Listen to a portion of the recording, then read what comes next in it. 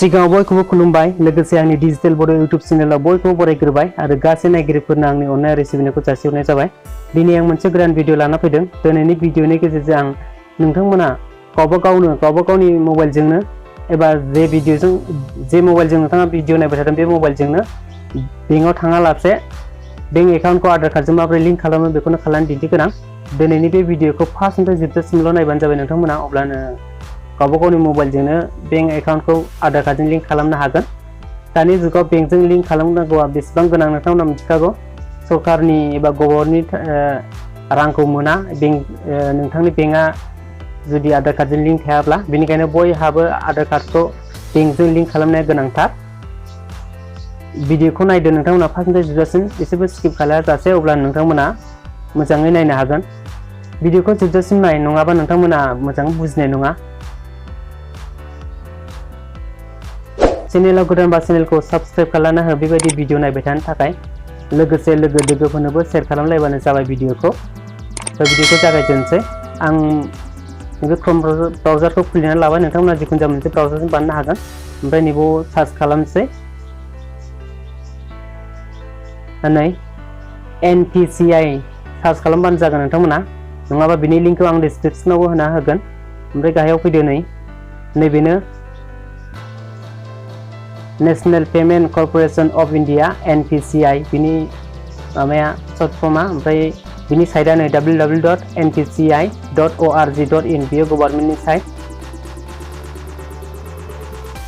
ओमफ्राय नैबाव फैनानै नोंथांमोना नैबे 3 डटआव थांनानै डेस्कटप साइट खालामनोबा नैबाव डेस्कटप साइटखौ अन खालामनानै ला, नङाबा बिदिनो होबाबो जागोन।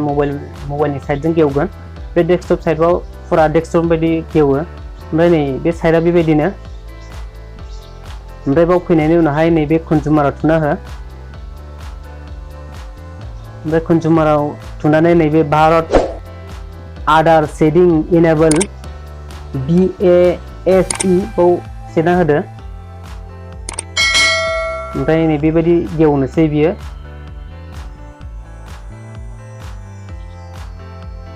नै सिगाङाव नैबाव आधार नाम्बार होनांगोन। नैबाव आधार नाम्बारखौ होनांगोन। ओमफ्राय आधार नाम्बार होखांनायनि उनावहाय नैबाव जुदि नोंथाङा गोदानबा शेडिंआव होनांगोन, आरो लिंक जाखानाय दंबा शेडिंआव होनो हागोन। माने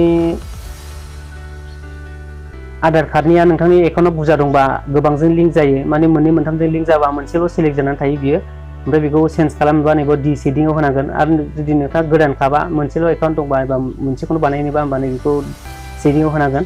नैबेखौ बेंकखौ सेलेक्ट खालामनांगोन। नै बेंकआ बारा गैया, नै bank of Baroda, Canara bank, ओमफ्राय Indian bank, Indian overseas bank, कान्टारा विकास ग्रामीण बेंक। बेंकआ गैजोबा, बे जा ओंखारदों बेल'नो दं। नै बियो गोदानखायनो दासिमबो आपडेट जाजोबाखै, अब्ला माने बेंकआ ओंखारजोबाखै। उनावहाय लासै लासै ओंखारगोन बियो। उनाव लासै लासै ओंखारबा आं भिडिअ लाना फैबावगोन। नैबाव एकाउन्ट नाम्बार होनांगोन। ओमफ्राय आरो नैबाव कनफार्म बानायबावनांगोन। एकाउन्ट नाम्बारखौ खेबसे फिन होफिनबावनांगोन। ओमफ्राय नैबाव टिक खालामनानै नैबे बक्सआव टिक खालामनांगोन। ओमफ्राय नैबे खेबसाखौ नैबाव होनांगोन। ओमफ्राय नैबे खेबसाखौ बाव होदो। बेनि उनाव प्रसिडआव होदो। OTP थांनो हागौ। ओमफ्राय OTP खौ फिलआप खालामबानो जागोन बियो। दा बेंकआनो गैथ'वा। आंनि आखायाव बेंकआव मोनसेबो गैया, बेनिखायनो आं बानायनो हायाखिसै भिडिअ माबाखौ लिंकखौ। उनाव बेंक आपडेट जाजोबोबा अब्ला आं भिडिअखौ बानायना लाबोगोन। दिनैनि थाखाय एसेनोसै। भिडिअखौ जोबजासिम नायनो थाखाय गोजोन्थों। Thank you.